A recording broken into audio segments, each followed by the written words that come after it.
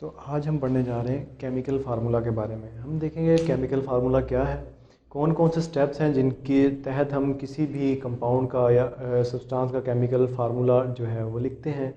और इसके बाद हम वैलेंसी लिखने के कुछ चंद एक रूल्स पढ़ेंगे। तो एक छोटी सी वीडियो है, चलिए स्टार्ट करते हैं। How to write chemical formula. How to write chemical formula. Chemical formula कि केमिकल फार्मूला कैसे लिखते हैं। सबसे पहले आपको पता होना चाहिए कि केमिकल फार्मूला क्या है हमारे पास।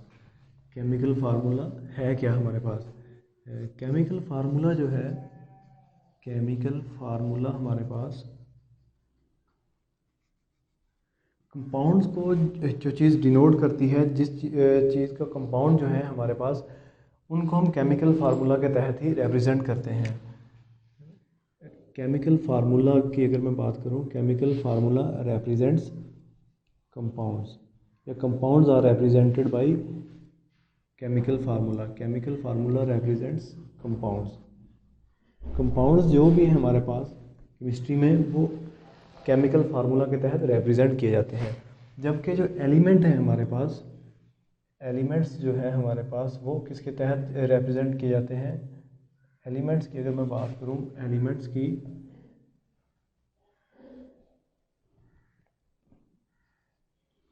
एलिमेंट्स रिप्रेजेंटेड बाय क्या है हमारे पास, सिंबल्स। एलिमेंट्स रिप्रेजेंटेड बाय, इसको अच्छे से करके लिख लेते हैं। एलिमेंट्स रिप्रेजेंटेड बाय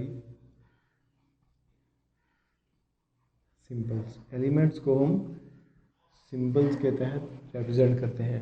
हम पीछे पढ़ रहे हैं सिंबल्स के बारे में कि हमारे पास कार्बन की, जैसे हमने पहले बात की, कार्बन को सी से डिनोट किया, सोडियम को Na से, पोटाशियम को K से। इसी तरह हमारे पास जो केमिकल फार्मूला है, लेट्स सपोज अगर हम बात करें सोडियम क्लोराइड की, तो हमारे पास इसका फार्मूला क्या होगा, NaCl। हम तफसीलात में अभी देखने वाले हैं। तो स्टेप्स हैं हमारे पास, steps to write chemical formula. कौन कौन से स्टेप्स हो सकते हैं जिनके तहत हम केमिकल फार्मूला को लिख सकते हैं। Steps to write chemical formula. Valency का बड़ा अमल दखल है इसमें। हम देखेंगे कि वैलेंसी के तहत ही हम केमिकल फार्मूला लिखते हैं। पहला स्टेप जो है इसमें हमारे पास, सिंपली मैंने पहले एक लिख दिया NaCl हमारे पास, कि केमिकल फार्मूला लिखते वक्त हम क्या करते हैं, एलिमेंट्स को साथ साथ लिखते हैं। यानी कि एलिमेंट्स जो हैं वो एक साथ मिला के लिखते हैं। अगर पहले स्टेप की बात करूं तो पहले में जो है हमारे पास पॉजिटिव एलिमेंट जो होगा उसको पहले लिखेंगे, या पॉजिटिव आइन जो होगा हमारे पास उसको हम पहले लिखेंगे, जो नेगेटिव होगा उसको बाद में लिखेंगे। आइंस क्या है हमारे पास, आइंस प्लेस्ड, आइंस या रिटर्न लिख लें आप, ions return side by side in chemical formula. Ions जो है हमारे पास पॉजिटिव भी हो सकते हैं, नेगेटिव भी हो सकते हैं। क्या करते हैं, आइंस को साइड बाय साइड लिखते हैं। अब इसके बाद हमारे पास क्या है, जो हमारे पास पॉजिटिव आइंस हैं, positive ions written first. Positive ions written first या राइट साइड पे लिखेंगे हम, positive written on right side. Then फिर हम क्या करेंगे, नेगेटिव आइन या एनाइन जो है हमारे पास, negative ion on left side. Negative ion जो होगा वो लेफ्ट साइड पे लिखा जाएगा। तो ये होगा दो रूल्स के। पहले तो हम साइड बाय साइड साथ मिला के लिखेंगे आइंस को, उसके बाद जो पॉजिटिव होगा उसको पहले लिखेंगे, नेगेटिव को बाद में लिखेंगे। जो थर्ड रूल है इसमें हमारे पास, उसमें हम क्या करते हैं कि वैलेंसी जो है हमारे पास आइंस की, वैलेंसी हम पढ़ रहे हैं पहले, आप देख सकते हैं वैलेंसी हमने कैसे पढ़ी, हाँ, वीडियोस में। वैलेंसी जो है हमारे के पास क्या है, valency return on right side of आइन। कैसे, फ़र्ज़ करें अगर हमने लिया कंपाउंड हमारे पास है Na, सॉरी आइन है हमारे पास Na, तो इसमें जो वैलेंसी है +1 वो हम Na के valency return on right side. और इसके बाद हम अगर Cl की बात करें तो ये क्या होगा कि वैलेंसी हमारे पास राइट साइड पे जा रही है, इसकी नेगेटिव है -1 और इसकी +1 पॉजिटिव आ गई। इसके बाद अगर हम देखें तो वैलेंसी जो है हमारे पास, अगर हम कंपाउंड की बात करें, कंपाउंड में वैलेंसी क्या करते हैं, शफल कर देते हैं आइंस की। Valency return bye exchange method, valency return bye exchange method. Exchange method क्या है अभी हम डिस्कस कर लेते हैं। Valency return bye exchange method chemical formula के केस में सोडियम क्लोराइड को ही हम डिस्कस कर रहे हैं। इसको अगर मैं बात करूं NaCl, इसका पॉजिटिव था इसका नेगेटिव, तो नेगेटिव नेगेटिव ने कैंसिल कर दिया एक दूसरे को, यानी कि यहाँ पर पॉजिटिव था यहाँ पर नेगेटिव था, ये पॉजिटिव इधर चला गया और ये नेगेटिव इधर आ गया। तो क्या हुआ, पॉजिटिव और नेगेटिव जमा का एक और माइनस का एक कैंसिल आउट हो गए।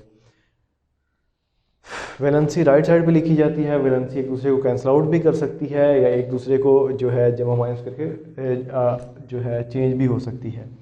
इसके बाद हमारे पास नेक्स्ट रूल है,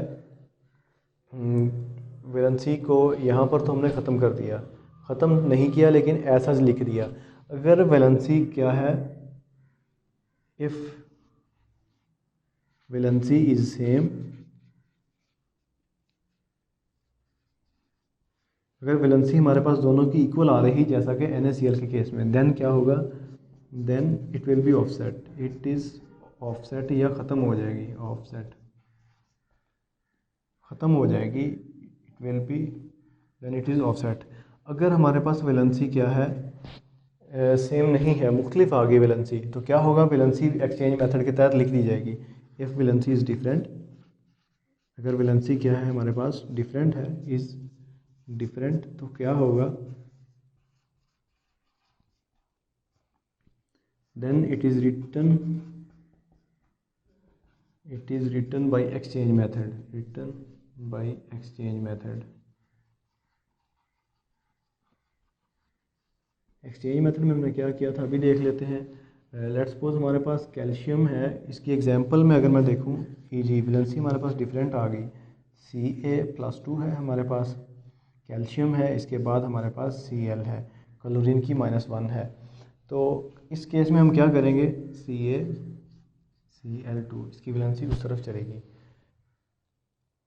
तो इसके बाद हमारे पास नेक्स्ट रूल है, अगर हमारे पास जो कंपाउंड है, कंपाउंड में जो हमारे पास आइन है, आइन एक या एक से ज़ायद एटम्स पर मुश्तमिल है, तो हम क्या करते हैं, उसके ऊपर जो चार्ज आता है, आइंस जो है हमारे पास एक या एक से ज़ायद एटम पर मुश्तमिल है, तो उस केस में हमारे पास उस पर एक अपेरेंट चार्ज होगा, उस चार्ज को हम वैलेंसी कंसिडर करते हैं। और उस वैलेंसी लिखने का तरीका जो पिछले रूल्स हैं वो ही रिपीट होता है उसमें, कि वो एक्सचेंज मेथड भी लग सकता है उस पर, या वो वैलेंसी अगर सेम है आ रही है कंपाउंड बनने के बाद तो ख़त्म हो सकती है, वो हम देख लेते हैं। इफ़ आइन contains 2 or more than 2 atom, 2 or more atoms, 2 or more atoms, एक आइन जो है हमारे पास उसमें एक एटम है या एक से ज़ायद किस्म के एटम्स आ गए हैं, 2 or more atoms, then it is called radical, वो हमारे पास क्या कहलाएगा, रेडिकल। और रेडिकल जो कहलाएगा इस पर एक अपेरेंट चार्ज आएगा। जैसे कि अगर मैं बात करूं SO4-2 की, हमारे पास आइन है ये एक, इसमें हमारे पास क्या हुआ, आइन में 2 डिफरेंट किस्म के एटम्स आ गए, यानी कि एक सल्फ़र है एक हमारे पास ऑक्सीजन है। तो इस पर जो अपेरेंट चार्ज आया हमारे पास -2 है और यही इसकी वैलेंसी कहलाएगी। और इसको अगर हम जब लिखेंगे इसमें कंपाउंड में, तो वो हम ऑनवर्ड देख लेते हैं। एक दूसरी एग्जांपल पुट करके, PO4 है हमारे पास फास्फेट, तो इसमें -3 है, ये इनकी वैलेंसी होगी। इस वैलेंसी को लिखने का जो हमारे पास रूल है वो रूल कुछ इस तरह है कि हम देखते हैं जब ये हमारे पास कंपाउंड बनता है, तो क्या होगा हमारे पास, ये तो हो गए हमारे पास आइंस या रेडिकल्स, आइंस या रेडिकल्स। जब ये हमारे पास बनाएंगे कंपाउंड, कंपाउंड बनाएंगे जब हमारे पास ये, तब क्या होगा, इसके साथ कोई और आयन मिलेगा, मिलके हमारे पास क्या होगा, AlSO4 की एग्जांपल दी गई है। इस केस में हमारे पास क्या हुआ, AlSO4 की एग्जांपल में हमारे पास क्या हुआ, SO4-3, PO4-3। इसकी वैलेंसी का थोड़ा सा इशू है, वो हम अभी देख लेते हैं। सॉरी, यहाँ पर 2 आएगा और यहाँ पर 3 आएगा। ये 2 है, ये -2 लिख लें आप, और ये -3। यहाँ पर एल्यूमिनियम सल्फेट हमारे पास जो बनेगा, एल्यूमिनियम सल्फेट के केस में हमारे पास 3 आएगा। और यहाँ पर हमारे पास है PO4। यहाँ पर हम बात करेंगे कैल्शियम फास्फेट की, PO4-2 जो होगा हमारे पास इस तरह आ जाएगा। ये वैलेंसी लिखने का रूल है। अगर हमारे पास इस तरह आएंगे, डिफरेंट एटम्स होंगे, उन पर जो पेरेंट चार्ज होगा वो वैलेंसी होगा। जैसे उनके साथ एक और आयन मिलेगा तो वो एक्सचेंज हो जाएगी। ओके, इस तरह जो नेगेटिव वाला पार्ट हमारे पास, ये वाला जो नेगेटिव पार्ट होगा, ये हम लिखेंगे ब्रैकेट्स में। ये वाला जो नेगेटिव पार्ट है ये हम इस तरह ब्रैकेट में कर देंगे। इसका जो सिंपल रूल है, negative part, negative ion will be written in parentheses या ब्रैकेट्स। नेगेटिव पार्ट जो होगा हमारे पास वो ब्रैकेट्स में लिखा जाएगा। तो ये थे कुछ जनरल रूल्स किसके, केमिकल फार्मूला लिखने के साइड बाय साइड रखेंगे, पॉजिटिव पहले रखेंगे, नेगेटिव आयन बाद में रखेंगे, फिर वैलेंसी राइट साइड पे लिखेंगे, फिर एक्सचेंज मेथड को फॉलो करेंगे। अगर यहाँ पर ही मैं बात करूँ CaCl2 की, तो हमारे पास क्या हुआ था, यहाँ पर कैल्शियम का +2 था और ये इस तरफ चला गया, इसका नेगेटिव जो था इस तरफ आ गया, यानी कि इस तरह कुछ है। इसके बाद वैलेंसी जो है अगर सेम होगी तो वो कट आउट हो जाएगी, वो ख़त्म हो जाएगी। अगर वैलेंसी डिफरेंट होगी तो ऐसे ही लिखी जाएगी। लास्ट में हमारे पास था कि अगर एक से ज़्यादा एटम्स हैं आयन में तो उनको हमने कैसे लिखना है वो हमने देख लिया। इसके बाद हमारे पास है सिग्निफिकेंस किसकी, केमिकल फार्मूला की। कि केमिकल फार्मूला की हमारे पास क्या अहमियत है, केमिकल फार्मूला हम क्यों लिखते हैं, इसकी क्यों ज़रूरत पेश आती है, तो वो भी हम इधर ही डिस्कस कर लेते हैं। सिग्निफिकेंस ऑफ केमिकल फार्मूला, छोटी सी सिग्निफिकेंस है, थोड़ी सी अहमियत है, 2-4 पॉइंट्स हैं, वो हम देख लेते हैं क्या है हमारे पास। शॉर्ट क्वेश्चन आ सकता है पेपर में, सिग्निफिकेंस ऑफ केमिकल फार्मूला। आपने ऐसे एब्रीवेशंस नहीं लिखने, आपने पूरे का पूरा लिखना है। इसकी हम एब्रीवेशन सिग्निफिकेंस की अगर बात करें केमिकल फार्मूला की, हमारे पास क्या अहमियत है, इसमें हमारे पास केमिकल फार्मूला बताता है कि हमारे पास कौन कौन से एलिमेंट्स मिलकर कंपाउंड बना है। Let's suppose it tells us, chemical formula tells us, it tells us the name of substance. पहले इस पॉइंट को डिस्कस कर लेते हैं, द नेम ऑफ सब्सटेंस। ये पॉइंट आपने देख लेना है क्या है कि it tells us the name of substance. क्या मतलब इसका, ये हमें एक नाम बताता है कि ये सब्सटेंस हमारे पास क्या बनेगी। अगर मैं बात करूँ यहाँ पर फॉर एग्जांपल वाटर की, H2O, ये हमारे पास क्या है, वाटर। क्या है, H2O हमारे पास, ये हो गया वाटर। तो केमिकल फार्मूला ने हमें बताया कि H2O क्या होता है, वाटर होता है। इसके बाद जो हमारे पास दूसरा पॉइंट है इसका, इट टेल्स अस, क्या बताता है हमें, the name of elements, tells us the name of elements, name of elements. Elements के नेम्स भी हमें केमिकल फार्मूला के तहत ही पता चलते हैं। जैसा कि अगर हमने अभी देखा सोडियम क्लोराइड, सोडियम हमारे पास, सोडियम क्लोराइड एक हमारे पास टेबल साल्ट है, इसमें सोडियम का हमारे पास Na है और क्लोराइड का सिंबल हमारे पास, क्लोरीन का सिंबल Cl है। तो एलिमेंट्स का हमें बता दिया किसने, केमिकल फार्मूला ने। थर्ड वन हमारे पास इसका क्या है, केमिकल फार्मूला की सिग्निफिकेंस के इट टेल्स अस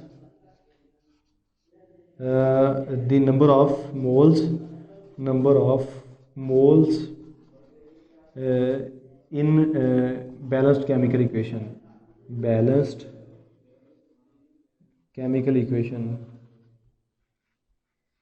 कि केमिकल इक्वेशन में जितने नंबर ऑफ मोल्स हैं किसी भी कंपाउंड के यूज़ हो रहे, तो वो भी हमें क्या बताता है, केमिकल फार्मूला के तहत ही पता चलता है। लेट्स सपोज अगर मैं बात करूं फिर यहाँ पर सोडियम क्लोराइड की, तो ये कैसे बना। सोडियम क्लोराइड हमारे पास Na हमारे पास प्लस था, जमा हमारे पास Cl नेगेटिव था, तो हमारे पास NaCl, यानी कि दो, एक मोल इसका और एक इसका मिलके हमारे पास सिंपली क्या बन गए, सोडियम क्लोराइड।